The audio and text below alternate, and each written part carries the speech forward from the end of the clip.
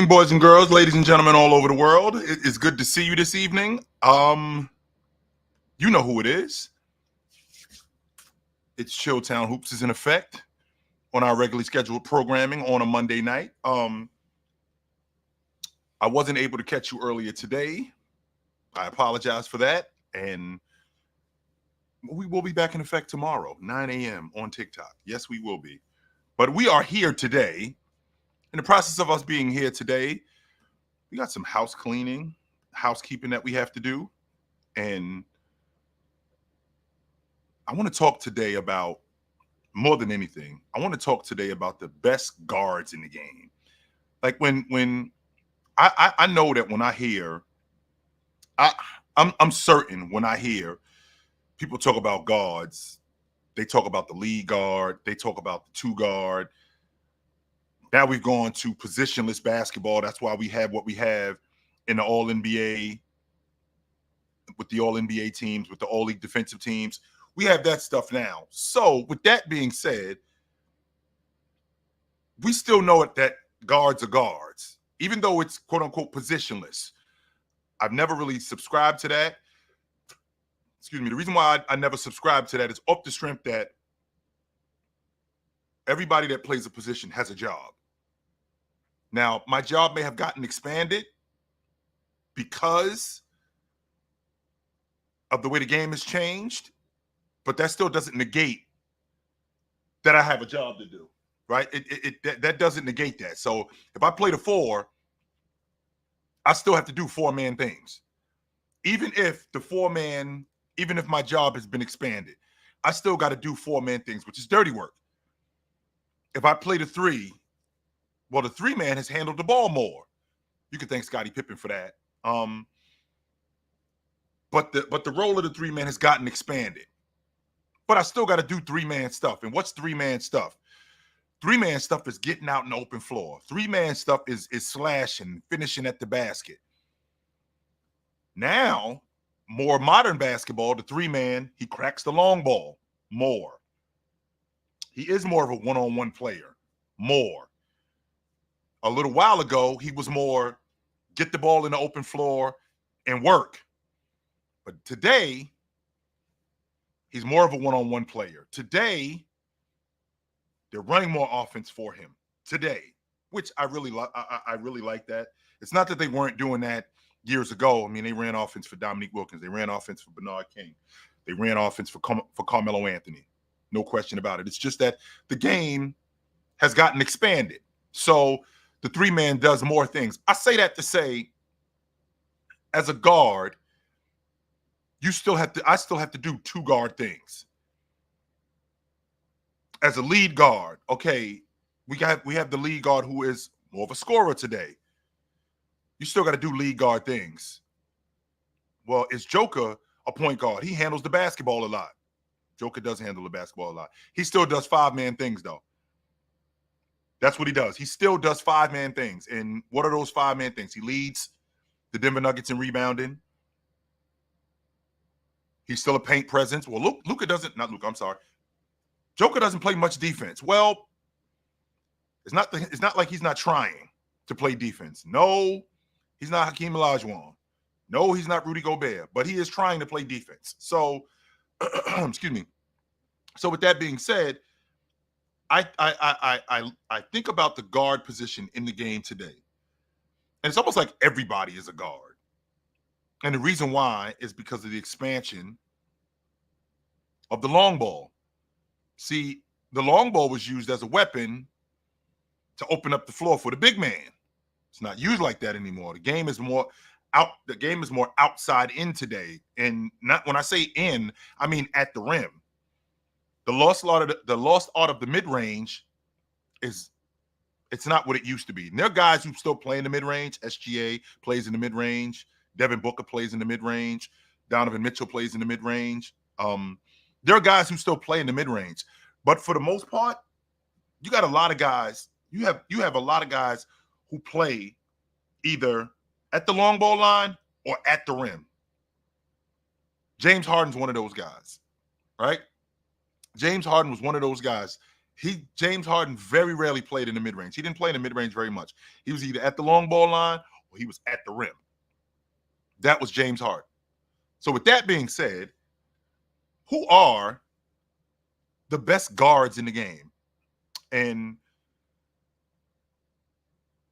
it's a hard sell. It is, man. And the reason why it's a hard sell is off the strength that the guards that are in the game today, there's so many great ones. So if you pick 10, right? If you pick 10, somebody's going to get left off, right? Somebody's going to get left off where you're going to go, well, what about this guy? What about that guy? What about this guy? What about that guy?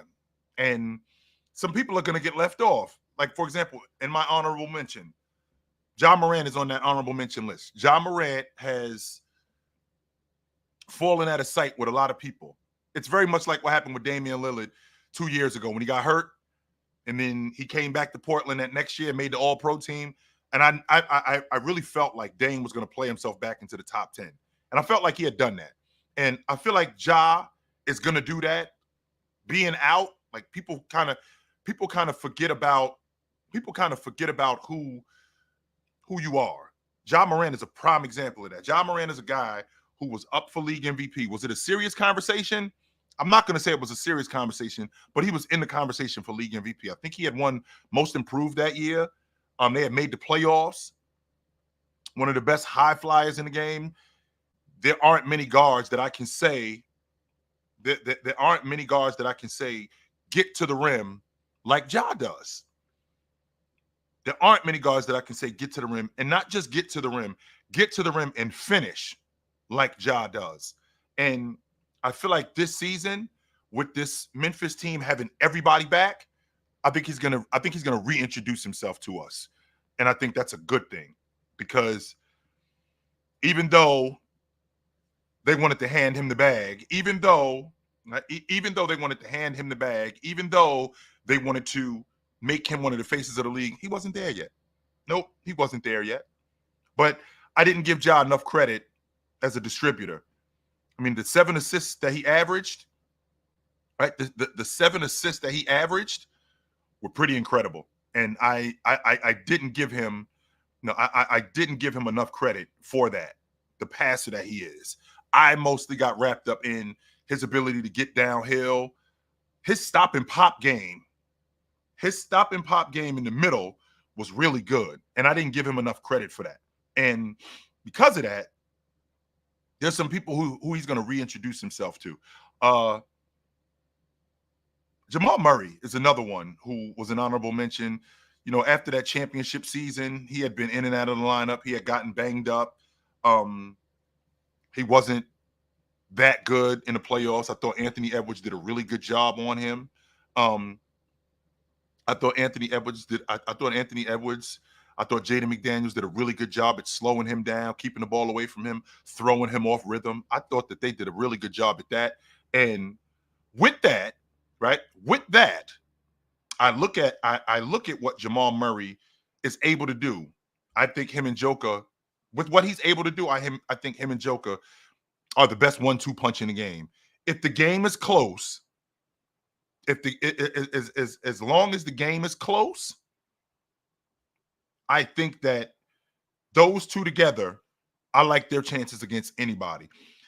The action that they run, whether it's dribble handoff, whether it's ball screen, whether it's slip screen, Joker is so good as an offensive player that you have to honor any and everything that he does. He's great as a screener. And not only is he great as a screener, he's great at rescreening and slipping. He's awesome at that. Jamal Murray, on the other hand, Jamal Murray does a great job in creating space. Not only does he do a great job in creating space, Jamal Murray is one of the best tough shot makers in the game that I've seen. There aren't many guys that I can say are tough shot makers, and this is the guard tier. There aren't many guys that I can say that are consistent tough shot makers. Jamal Murray is one of those guys. I put him up there with Irv, Curry, Luca. I put him up there with guys like that are tough shot makers. When you see them make a shot with a hand in their face, or you see them make a shot with a guy all over him, that's a tough shot. That is a tough shot. But I think injuries have slowed him down. I'm not sure what exactly his season is going to look like this year, but what I do hope is I do hope that he's healthier, because I feel like he is a top 10 guard in the league. Not a top 10 league guard. I feel like he's a top 10 guard in the league when he's healthy. I don't think that there's 10 other guards in the league better than him when he's healthy. So without further ado, when I think about the 10 best guards in the game, I don't think about what you just did. I think about what you've done over the course of time. Like, it's when we're talking about cracking the top 10, that's not easy to do, especially when you're talking about a position. So when you're talking about the guard position, man, to be one of the 10 best guards in the game, you have to have built a resume. You have to. You can't just show up to this list and off of 1 year. No. Mm-mm. You have to have built a resume. And in order for you to have, and in order for you to stay on this list, that resume has to be consistent.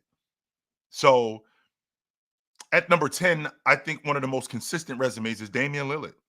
Damian Lillard is a guy who a lot of people talked about was finished. I wasn't that big on the fit when he first got to Milwaukee. I didn't like it. I'll take that back. I'm not saying I didn't like it. I wasn't sure about it. I needed to see it.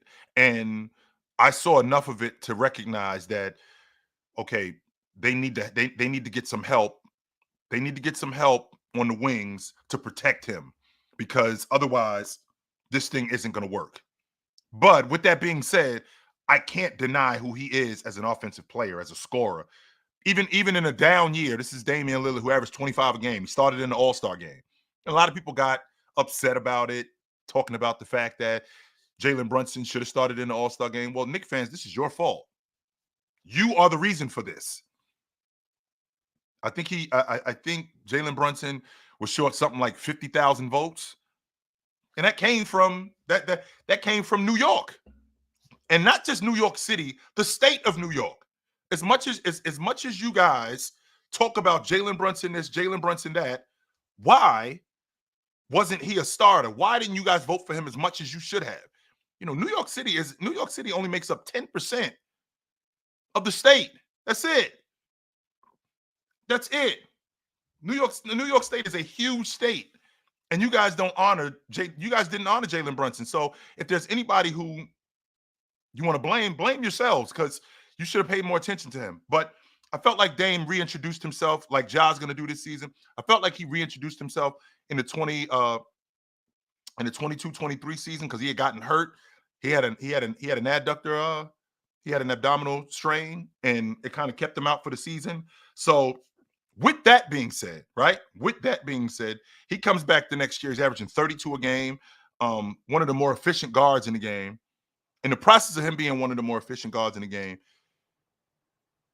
he may have been, with the exception of Luka at that time, he may have been one of the three best scoring guards in the game, if not the best scoring guard in the game. I think he was third in the league in scoring at that point. He was averaging 32 a game. Well, he gets traded to Milwaukee, where now we got something different in terms of a system. Okay, the ball is in his hands, but he's got to play on the defensive side of the basketball. And I think that hampered him, but he was still damn good. Still damn good. Great stop and pop game. He could still shoot the long ball. He was good in the clutch as a shooter. He wasn't Dame from Portland, no, but he still was good in the clutch as a shooter. So him playing off of Giannis should have been better. And I think that last year was a trial year for him.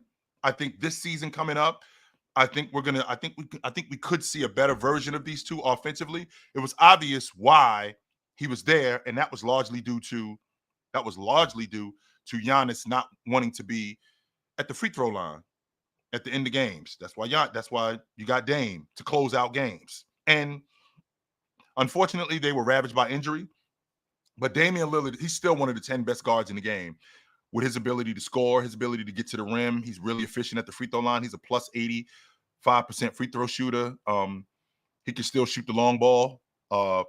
His stop and pop game is fantastic. So I think Damian Lillard is at 10. At number 9, and I don't know why we don't talk about him more. I think maybe the reason why I say I don't know why is because I don't have a definitive answer why we don't talk about him more, but I think De'Aaron Fox is one of the 10 best guards in the game. I think he's one of the top 5 point guards in the game. If you're asking me about league guards, Luka, Shea, Curry, Trey, Ja, Fox, but I'm flipping that around because I think Fox is better than Ja. I think he's one of the 5 best league guards in the game. 100% I believe that. But I definitely think he's one of the 10 best guards in the game. He got hurt early last season. In the process of him getting hurt early last season, Sacramento got off to a slow start. With Sacramento getting off to a slow start, that kind of hampered him. He had an ankle injury early in the season, and that kind of hampered him. So with him, with De'Aaron Fox slow to get going, that slowed down Sacramento. But he eventually got going. I think he averaged over 25 a game. He's one of the best downhill scorers in the game. He will dunk it on you, which I really like that about him. He's one of the better finishers at the guard position in the game. There aren't many guard finishers in the game better than him. And as a lefty, I think that really, right? I think that really puts you at a disadvantage as a defender when you go up against a left-handed guy who can get downhill, who is crafty with the basketball, who's a ridiculous athlete. And on the defensive side of the ball, I think he's damn good. In fact, he's almost at an all-league defensive level. I think at the end of this season, considering what Sacramento has, I think he may move up the list.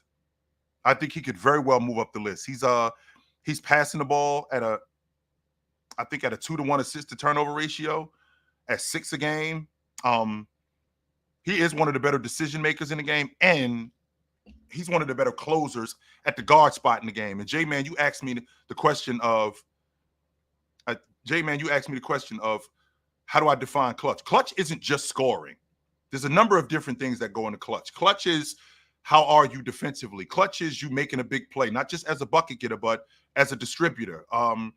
Clutch is coming up with a big rebound. Clutch is coming up with a big stop. Though I don't just value you being clutch because you hit shots. Don't get me wrong, that matters. I care about, when we go to you in the meat and potatoes of the game, can you deliver? That's part of being clutch, 100%. But that's not entirely being clutch.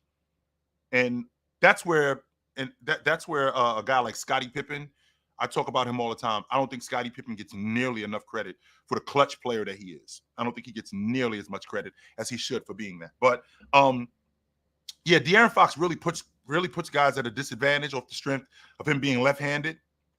His ability to get downhill. He's got a really good stop and pop game. He can be a little bit erratic though. So I think him getting injured last year and Sacramento getting off to the slow start that they did, that kind of pushed him down. I feel like that pushed him a little bit down the list, but I think he'll be back in effect really soon. At number 8, I think it's Trae Young. I don't think we talk about Trae Young and his ability as a lead guard and what he brings to the crew. Now, he might have a questionable shot selection from time to time, and it might throw his unit off, but I've seen plenty of guys do that. Luka's got a questionable shot selection from time to time. Jalen Brunson's got a questionable shot selection from time to time. All of these guys that are on this list don't all have great shot selections. They all from time to time can throw their unit off. But when I look at Trae Young's ability to pass and how smart he can be as a passer, I think he's at a 3-to-1 assist to turnover ratio, something like that. I mean, that's elite. That's elite for a guard. And at 26 and 10, that's an all-league performer. I don't know I don't know if there's many guys in the league in my lifetime, and I ain't even talking about today. I'm talking about if you go past the last 40 years that are 20-10 guys that are not all pros. There aren't many. If there are any, I mean, Trae Young was 27-11. 27-11. Yeah, his shot selection is what kind of throws you up because he can be inefficient, and from time to time he can turn the basketball over. But so did John Stockton. So did Isaiah Thomas. Absolutely. 100%. So did Chauncey Billups. But I think he's one of the better scorers at the league guard spot, especially considering how much he gives up in size. He's always going to be a mismatch on defense because, one, he's small. Two, I don't think he competes as much as he should. But I do think that he'll compete more than Damian Lillard. I do think he does that. He will compete more than Damian Lillard. I'll give him that. He's not very good, but he will compete on the defensive end. I got Trae at 7. I'm sorry, at 8. At number 7, which a lot of people kind of gave me some flack about this, but it's a situation where when you see a guy a lot and he makes a lot of dynamic plays, immediately the consensus on him is, he's the best. When you watch his game, and with watching his game, you'll see how much improvement needs to be made. And that's Anthony Edwards at number 7. Anthony Edwards, the super freak athlete that he is, the great transition player that he is, he's still not there yet. I think he's getting close. I do. I think we're going into year 4 this year. Is it year 4? Either year 4 or year 5, I think we're going into. And there are still holes in his game. I don't think that a guy that's the athlete that he is can consistently play in the mid-range. He was doing that earlier in the season. He shot 47% in the first 2 months of the season in the mid-range. With shooting 42%, 47%, which is elite, by the way, shooting 47% in the mid-range, I should be able to do that on a Tuesday. I'm not saying that that's something that I should be able to do just because I should be able to do that on a Tuesday. These are the areas that I shouldn't have a problem getting to. I shouldn't have a problem getting 17 feet away from the basket, 2 dribbles left and pulling up. I shouldn't have a problem doing that. I shouldn't have a problem shot faking 1 dribble right and pulling up 16 feet away from the basket. It should not just be at the long ball line. I shouldn't have a problem getting downhill, getting in the mid post, like right below the free throw line, and being able to stop and pop. I should be able to play in that area, and I should be more efficient in that area. And he's not. And the reason why he's not is because I still think he's in a space where I'm just bigger, faster, and stronger than most of you guys. I don't think that he knows how to play the game at that level yet. And when I say knows how to play the game at that level yet, I mean when we're talking about the best 2 guard in the game, where the game has slowed down for him, we're not there yet. But I'll tell you what, when we get there, and we are going to get there, I can promise you that.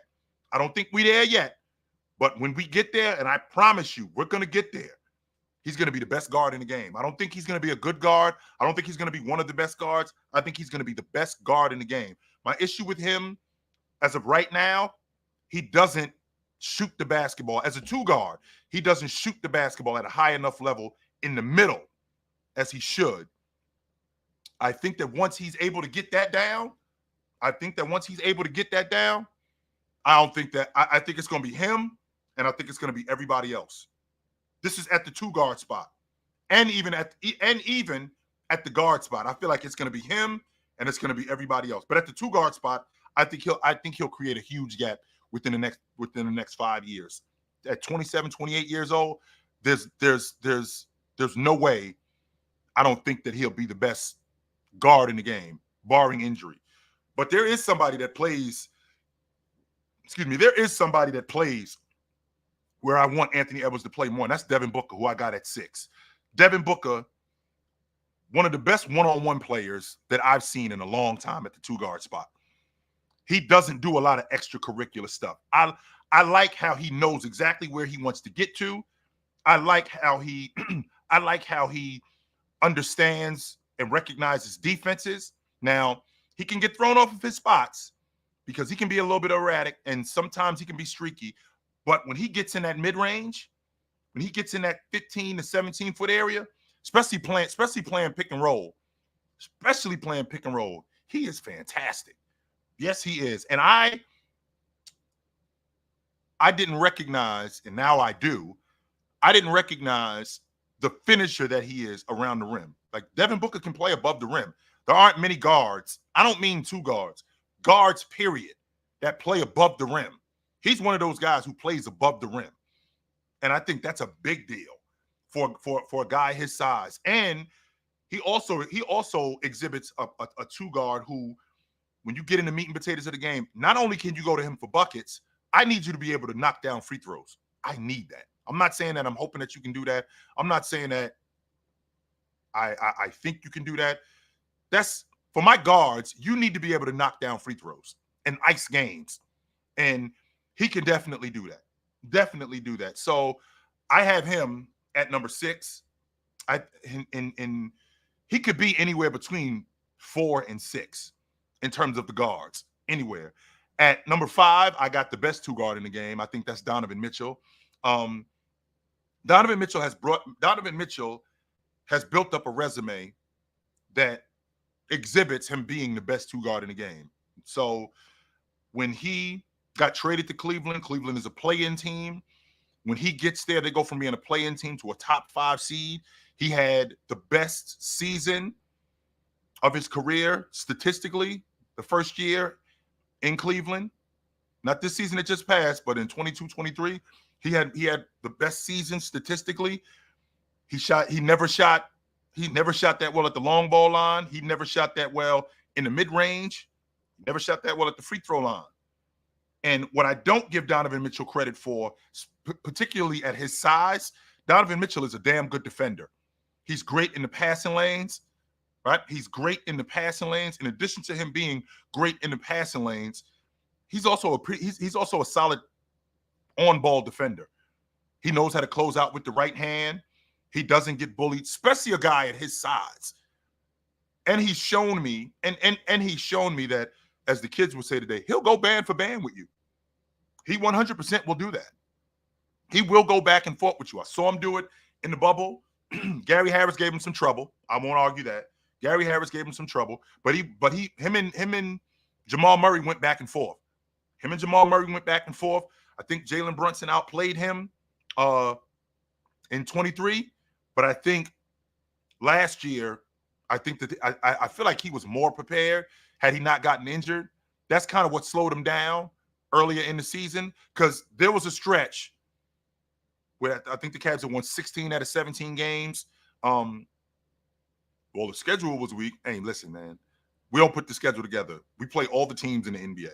This isn't a situation where you are playing only teams from the West, or you only playing teams in the Central Division. No, we play everybody in the NBA.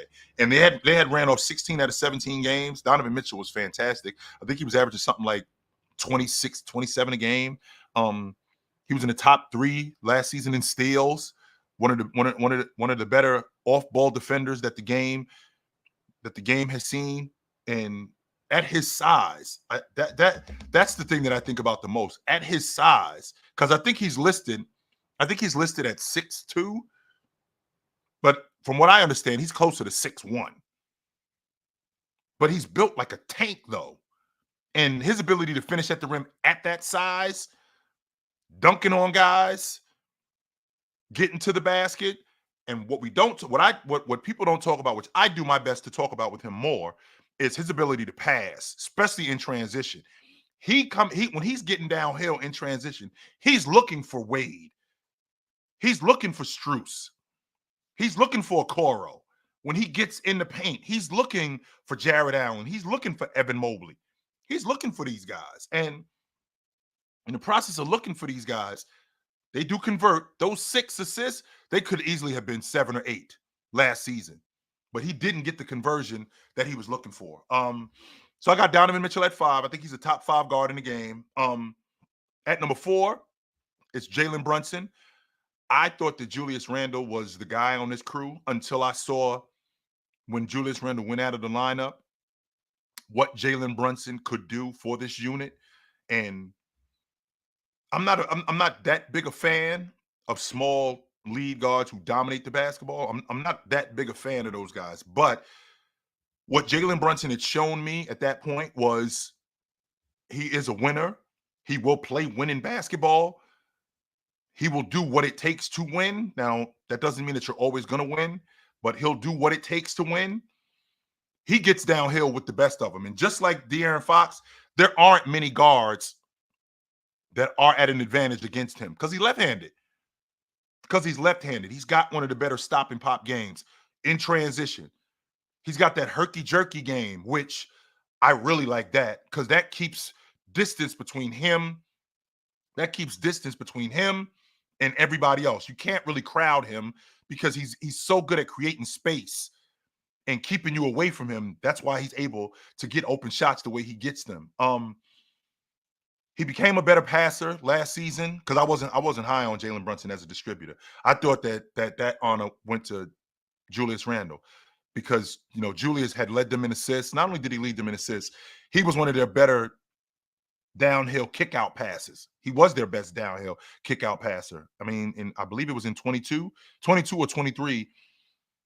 He had Julius Randle had 156 kickouts from the post to the paint. That's driving kick, by the way. And the Knicks converted on 51% of them. That was the best in the league in 22. That wasn't because of Jalen Brunson drawing kick. That was Julius Randle doing that. So that's why I was as high on Julius as I was. But Jalen showed me a lot about how he can make his team better. So I think Jalen Brunson is the fourth best guard in the game. At number 3, to be honest with you, as much as I don't want to put him here, I can't fight it. Steph Curry's still the best. He's still the best shooter in the game. He still creates the most attention off the basketball in the game.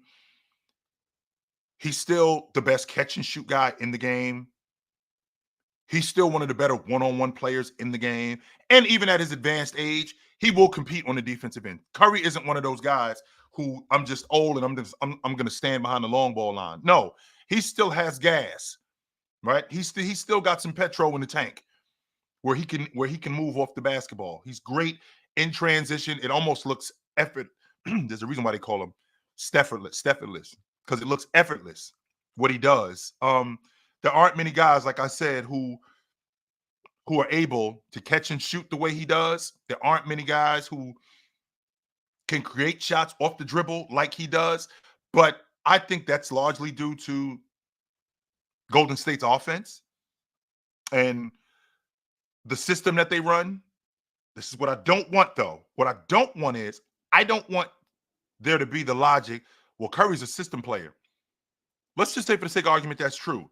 So he's a system player.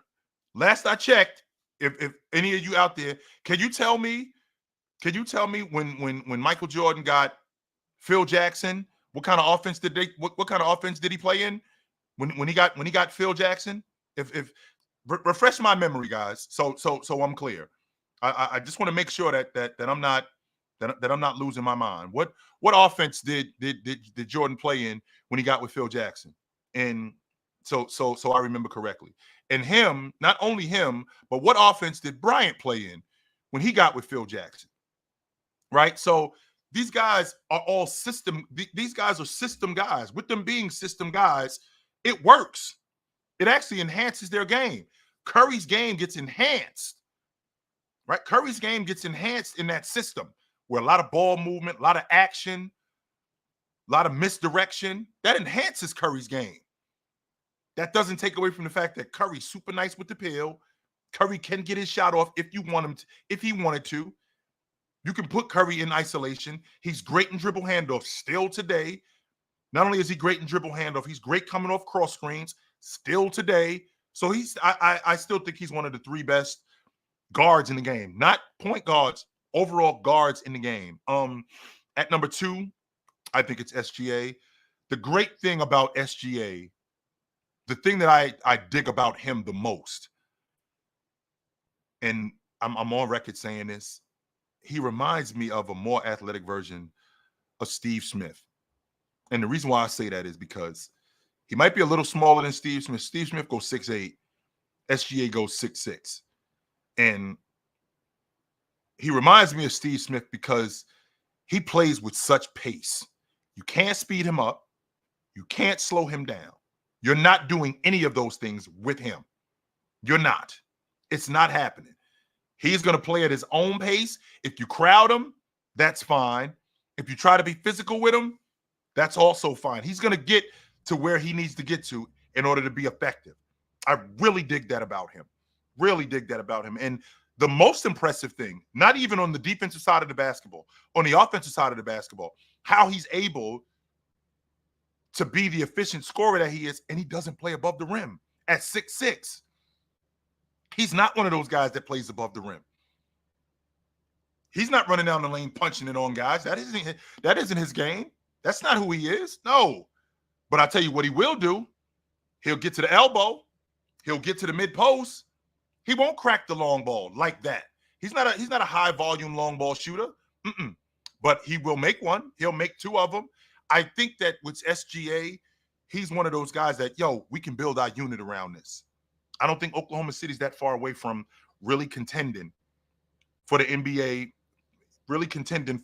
championship. I do. I think that they got a good shot at doing it this year. I think it's going to be hard to beat the Celtics considering they got their whole crew back. It depends on what the mentality of them is, but I think that they will be back. And the best guard in the game, I think it's Luka. I think if Luka could compete on the defensive side of the basketball more, because I've seen him compete. I've seen him beat guys to spots. I've seen him get his hand in passing lanes. I've seen his hands busy. I've seen his feet moving. I've seen that from him. In the process of seeing that from him, that's why it leaves more to be desired, because you show me that you can do it. Now, the question is can you be consistent at it? But a lot of times when you have guards who are so good at on one side of the basketball, it's way different. Because they're so good, we have a tendency to overlook the other stuff that they do. Luka, he's an elite jump shooter. He's great at getting to the rim. He's another one who plays with pace. You're not going to slow him down. You're not going to speed him up. I can do without the complaining. Yeah, I could do without that. Sure. I could do without the complaining. But with that being said, he makes passes. He sees the game. There are guards who are reactionary guards. Luka isn't a reactionary guard. Luka, I felt like Russell Westbrook was more of a reactionary guard. Luka is one of those guards. He sees the game 2 or 3 plays ahead. Okay, I'm going to get downhill. I'm going to do this. You're going to ultimately do that. He's going to be wide open. Now, does he always make that pass? No, but most of the time he does. Most of the time he'll find the right guy. I love that about him. So there aren't many guys that I can say are visionaries in basketball. Not many. When it comes to the game, seeing the game a couple of plays ahead, there aren't many that I can say do that. Luka is one of those guys that I can say he sees the game 2 or 3 plays ahead. Defensively, I do have a problem with his ability to compete on that end. I would love to see him compete on the defensive end more. Again, I ain't asking for Drew Holiday, right? I'm not asking for Drew Holiday. I'm not asking for Derek White. I'm not asking for Marcus Smart. Right? I'm not asking for Herb Jones. No, but what I am asking you to do is I am asking you to get down in a stance, get your feet moving, get your hands busy. Well, if I give 100% on a defensive end all the time, how am I gonna compete on the offensive end? I ain't saying that neither. I'm not saying that neither. What I am saying though is you can give me effort on the defensive end. I can't have which is what I saw in the NBA Finals, where it's basically Olay, and some people can attest that it was him sending you into the lane to Gafford. It's him sending you into the lane to Lively. Well, I look at that on a different side. I feel like if I got a guy like a rim protector like Lively, if I got a guy behind me like Gafford, I'm more apt to do my job. I'm more apt to keep you in front of me. I'm more apt to do that. And I'm more apt to take chances because I do know that I got a big man behind me who will clean up my mess. I know I do have that, right? I know I do have that, but I still got to do my job as a defender. And I still got to compete on the defensive end. And I would love to see him be more consistent at that. If he did that, I think that that would separate him because I think that would separate him even more from a lot of the other guards from all the other guards in the game. Because again, as a jump shooter, I think he's elite. As a long ball shooter, he may take some questionable shots, but all of these guys on this list take questionable shots. Every last one of them. I don't think that there's one guy on this list that hasn't taken some shots where you were like, I don't know about that. I'd like to get that back. There are some guys who take questionable shots. In fact, all of these guys do. But I feel like Luka, he's so good at hitting big shots. He's so good at drawing the defense in and finding a guy that I know for a fact can score, like Irv, or like when he had Derrick Jones hitting him at the rim. He's so good at that. So good at that. And I really like that about him. I do. But there's also guys, right? There's also guys like Drew Holiday, where what I saw in the Olympics is just a testament to who Drew Holiday is. I'm not a big fan of Steve Kerr, but what I saw was Steve Kerr make it clear that despite having LeBron James, having Devin Booker, having Kevin Durant, having Steph Curry, having Joel Embiid, or just wing guys, having Anthony Edwards, having Jason Tatum, despite having all of these guys on the crew, he need to be on the floor. That dude right there, he needs to be on the floor.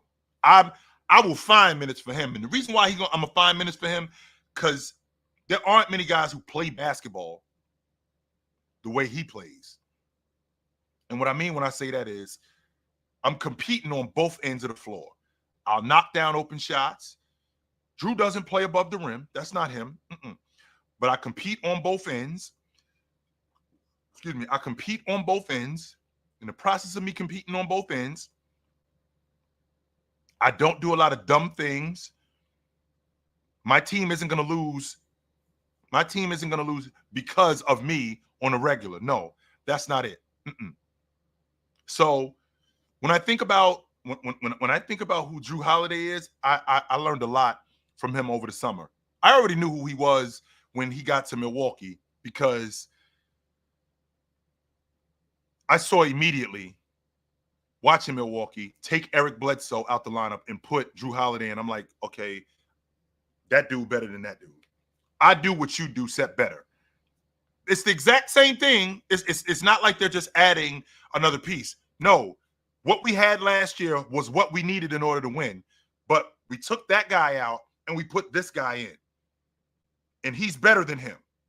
And not just a better player, he's a better fit for what we're doing. Now, there's some people who talk about Drew Holiday as a Hall of Famer. I mean, I don't want to jump the gun here, guys. I don't want to do that. I'm not saying that he's not, but it took Dennis Johnson 15 years to get into the Hall of Fame. Yeah. It took Dennis Johnson 15 years to get into the Hall of Fame. Kevin Johnson still isn't in the Hall of Fame. And this is a four-time All-Pro. A four-time All-Pro. He's not in the Hall of Fame.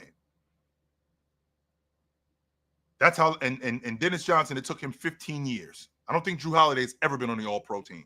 Not one time. He's been on the All-League defensive team 6. He's been on the All-League defensive team 6 times. And if you ask me, I don't know if there's, I can't say with 100% certainty that there's 3 guards on the wing that are better than him defensively, on ball. Caruso, and even at his advanced age, he's 34 years old. I'll give you Caruso.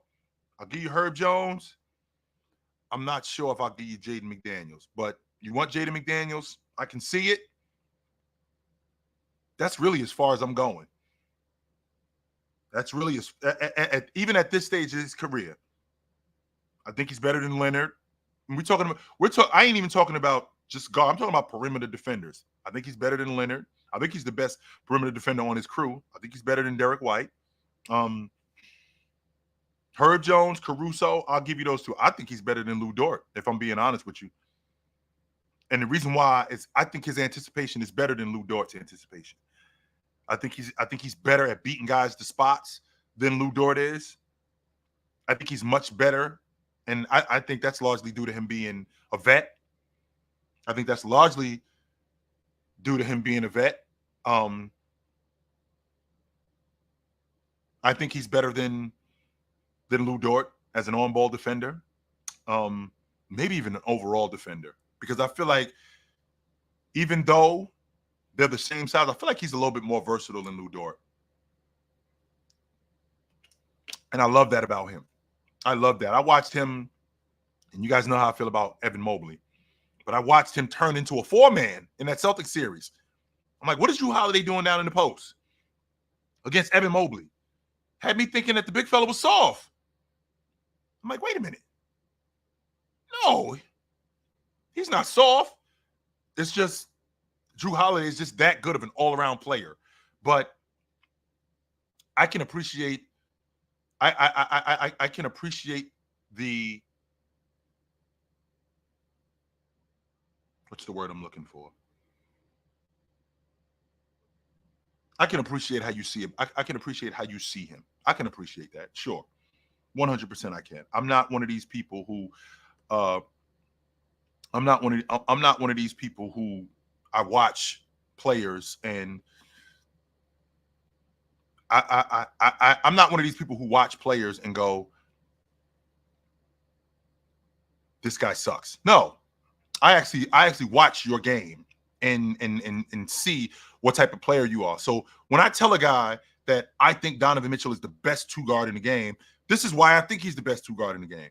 I think his stop and pop game at the long ball line, which is where the game is played today, is better than most. I think his ability to pass and play make at the two guard spot is better than most. I think his off ball ability as a defender is better than most. I love how he competes and how smart he is. Now, he has a tendency to falter, and I understand that. Sure. That part I do understand. I get that, but with me understanding that, more times than not, something good's going to happen when it comes to him. Now, I will tell you guys, I wouldn't be surprised, and I'm on record saying this, and I'm going to stand on this logic. I wouldn't be surprised if I saw the Cleveland Cavaliers in the East Finals this year. That would not surprise me. I feel like they're knocking on the door. I do. I feel like they are knocking on the door of being in the East Finals. That would not surprise me if they ended up in the East Finals. I got them as a top 3 seed this year. I think Evan Mobley, I think he takes, I think the leap that we're talking about, the leap that people have been talking about, I think he takes that next step this season. I think Coach Hendrickson, I think Coach Kendrick, I'm sorry, I think Coach Atkinson, not Kendrick, Coach Atkinson, I think he's a damn good coach. I think he got railroaded in Brooklyn. He ended up taking that Brooklyn team to the playoffs, no KD. Irv ended up bowing out. He got hurt, and he was done for the season. D'Angelo Russell he had D'Angelo Russell on that crew, and they ended up making the playoffs. And with them making the playoffs, I thought that was a damn good coaching job. They were one of the better defensive teams in the game too. Now this season, I think that's going to be the difference with Cleveland, with who they are today, right? I feel like that's going to be the difference, because as good as they are defensively, I think both Jared Allen and Evan Mobley as a 1-2 punch, both that high-low game, which worked last year, I think that's going to be better. I think Coach Atkinson, I think he enhances that. I think more than anything, I think more than anything, it was a health issue. Donovan Mitchell was banged up. Jared Allen was in and out of the lineup. Evan Mobley ended up missing. Evan Mobley ended up missing, I think, 2 months. He had an ankle injury. That's not even including earlier in the season where he was in and out of the lineup. He ended up missing almost 2 months. He had an ankle injury and he had that knee injury, which there were people who thought that would end their season. They ended up winning 16 out of 17 games. So if Mobley can stay healthy for the majority of the season, if Jared Allen can stay healthy, if Donovan Mitchell can stay healthy,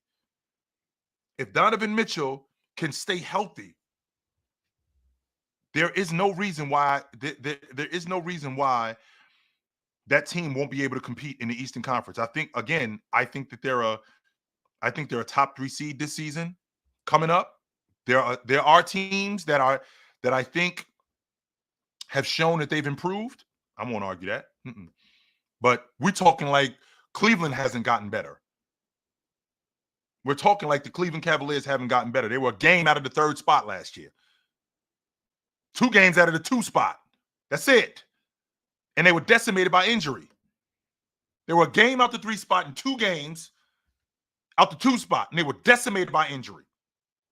And there's no reason for me to think that they can't get better. With Donovan Mitchell, right? With Donovan Mitchell improving his game, with Evan Mobley improving his game, Jared Allen being healthier, I think health more than anything is going to be the difference. Health more than anything is going to be the difference. See, guys like Marcus, who's a young guy, he doesn't see the game for what it is. You have to add additions to your team. There's a difference between adding additions to your team and your team being better internally. That was the problem.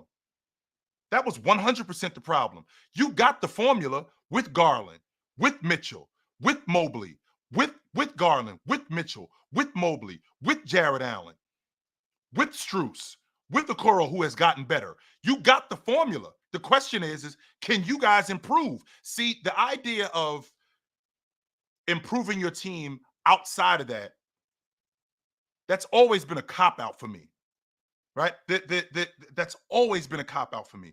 And Marcus, my good man, is a Timberwolves guy. If you look at what the Timberwolves have, they also got the formula with Cat, with Edwards, with Jaden McDaniels, with Mike Conley. They got the formula. Jaden McDaniels, you don't have to replace Jaden McDaniels. You don't have to add anything to Jaden McDaniels. How about this is the same thing that I said about Bam. This is why I'm a Bam guy. This is why I'm a Miami. This is why I dig Pat Riley too, right? This is why I dig Pat Riley too. Because when you hold the guy's feet to the fire, right? When you hold a guy's feet to the fire, you force him to do one of 2 things. Get better or quit. And after the 2020 season and then the 21 season when the Heat got swept by Milwaukee and then they lose in 22 in the East Finals, we got to move off of Bam. No, you don't. No, you do not. Stop letting these guys off the hook. Stop it, guys. Stop letting these guys off the hook. Demand that they get better. That's how your team gets better. That's why the Boston Celtics were who they were. That's why they won the NBA championship. Demand that Jason Tatum get better. This ain't good enough. Demand that Jaylen Brown get better. This ain't good enough. This ain't good enough. Now, what the Boston Celtics did was very much like what Milwaukee did. They had gone as far as they were going to go with Marcus Smart. So very much like what Milwaukee did with Eric Bledsoe. Take Eric Bledsoe out the lineup, enter Drew Holiday. Take Marcus Smart out the lineup, enter Drew Holiday. I do everything that you do, set better. I'm everything that you are, set better. KP, when you lose Robert Williams, you lose a lot of that defense, but you don't lose all of it. You lose some of it. 100% you do. You lose some of that defense, but what you lose in that, right? What you lose in that, you gain some of the offense. And you don't lose all the defense. You don't have to flip your roster. What you do have to do is you got to demand that these guys get better. Demand that from them. This ain't good enough. You guys let these guys off the hook. You let these guys off the hook, and that's why these teams aren't consistent. Well, these teams improve every year because they add additions. Philly added a 34-year-old Paul George. So what? The post that's holding up that 10 is Joel Embiid. So adding Paul George, re-signing Maxey, yes, that helps. The post that's holding up this tent is the same post that was holding up the tent in Los Angeles with Kawhi Leonard, with the Clippers, and that's Kawhi Leonard. Demand that these guys get better. This ain't good enough. And when you ship these guys out after a year, after 2 years, and Gibson, he just put it on me about how the Knicks handled Cleveland 4-1. Evan Mobley was in year 2, man. He was in year 2. It just got him. Just got him. I can say the same thing about when the Lakers got swept out the playoffs in 98.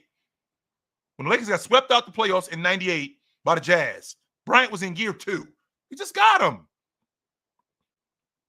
Donovan Mitchell had just got on the crew that year. 25 years old. Demand that these guys get better. Demand that. If you demand that these guys get better, I promise you they will.